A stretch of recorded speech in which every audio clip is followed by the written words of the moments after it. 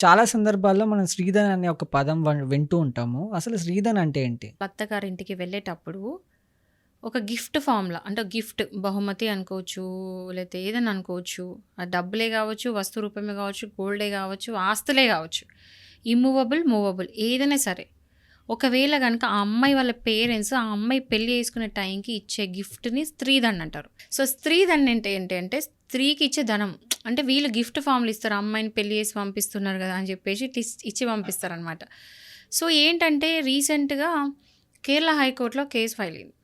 ఏమనంటే ఈ స్త్రీధన్ ఇచ్చినట్టు ప్రూఫ్స్ లేవు.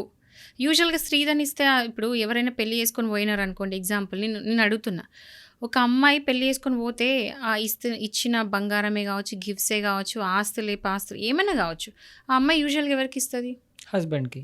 హస్బెండ్‌కి లేతే హస్బెండ్ వాళ్ళ లేతే అత్త, మామకి ఇవ్వడం. ఈ ముగ్గురిట్లో ఎవరికో ఇస్తది. హ్మ్. సో, యూజువల్‌గా ఈమె ఎళ్లి వాళ్ళకి అప్పచెప్తది ఓకే. తర్వాత ఆమె చేతులో ఉండొచ్చు, ఆమె చేతులో ఉండకపోవచ్చు గూడా. హ్మ్.